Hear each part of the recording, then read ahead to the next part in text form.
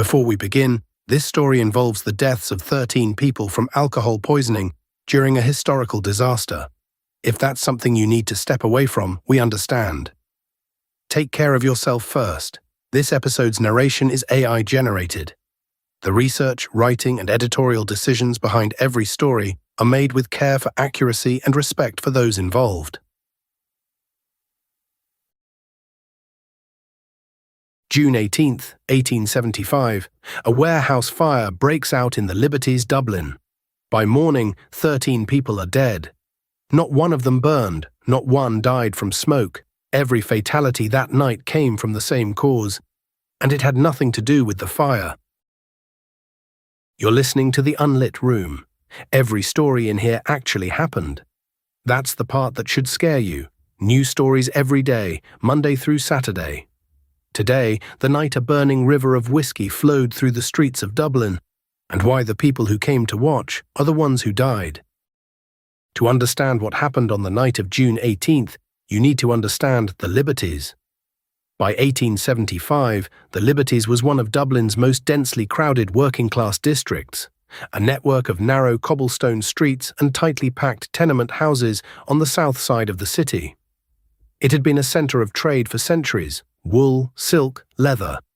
By the mid-19th century, it was also home to some of the largest bonded warehouses in Ireland, places where barrels of Irish whiskey were stored under government bond while they aged, waiting to be taxed and sold. Lawrence Malone owned one of those warehouses on the corner of Ardee Street and Chamber Street. Inside, he kept roughly 5,000 hogsheads of whiskey. A hogshead head is a large barrel, about 63 gallons each. Do the math and you get more than 260,000 gallons of cask-strength spirit in a single building. Cask strength means undiluted, far more potent than anything you'd pour into a glass. On the afternoon of June 18th, a warehouse worker checked the building and found everything in order. The time was 4:35 in the afternoon. By 8 o'clock that evening, the warehouse was on fire. No one would ever conclusively establish what happened in those 3.5 hours. No witness to the ignition, no clear origin, just a sealed, supervised building full of highly flammable spirit, and a gap in the record between the all-clear and the alarm. The Liberties was the kind of neighbourhood where news travelled on foot and arrived fast. Residents had lived in the same streets for generations, the same tenements their parents had occupied, sometimes the same buildings their grandparents had known. When something happened, the whole district knew within minutes. Micro Cliffhanger 1. The fire had been burning for over an hour when at 9:30 that evening the heat reached the barrels. Hogshead of whiskey, exposed to sustained heat, doesn't just burn. It pressurizes. The alcohol inside expands, the wood swells, and eventually the staves give way, not slowly, but with a crack and boom that shook the street. One barrel, then another, then dozens. A stream of burning whiskey burst through the doors and windows of Malone's warehouse. It was undiluted, cask-strength spirit, far more flammable than drinking whiskey.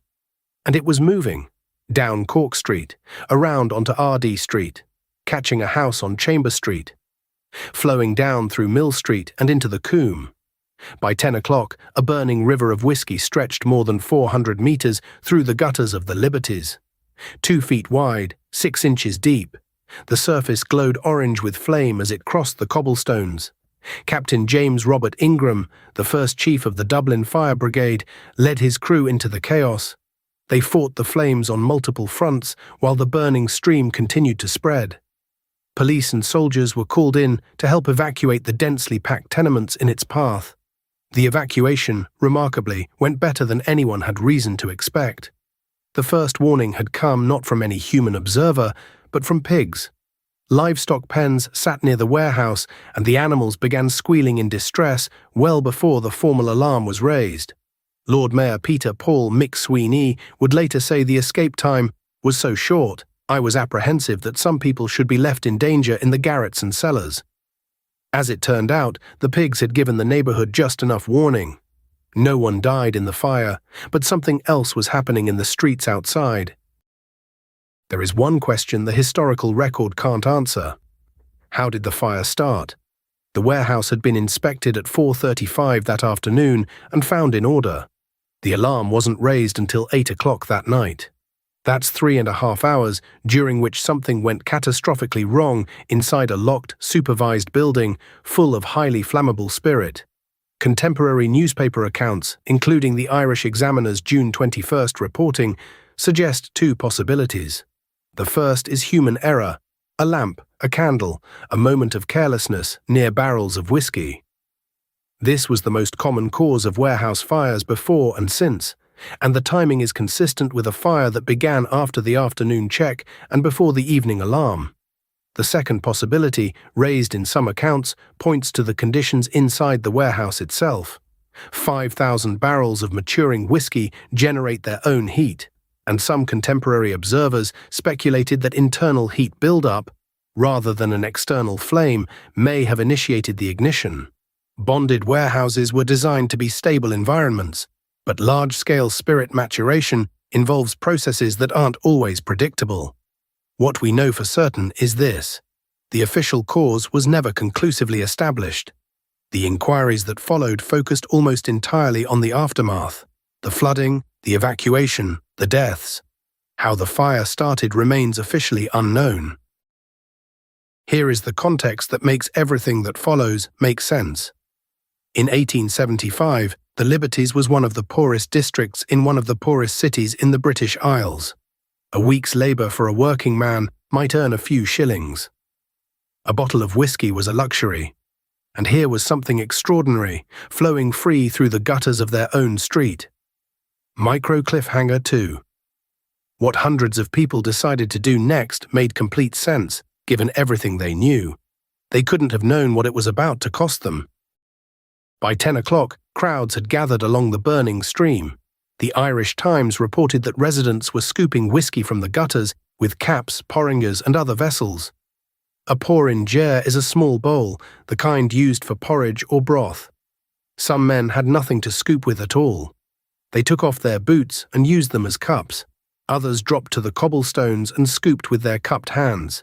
3 casks had been rolled away from the warehouse and into the COOM, where a group of men were drinking directly from the bungholes.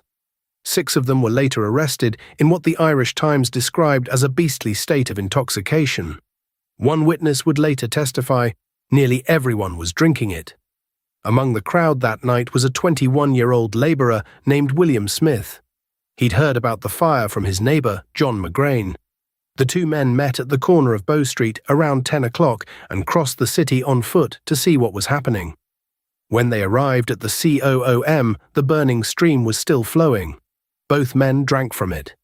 William Smith scooped the whiskey up with his cupped hands, drinking a great deal, according to McGrain's later inquest testimony.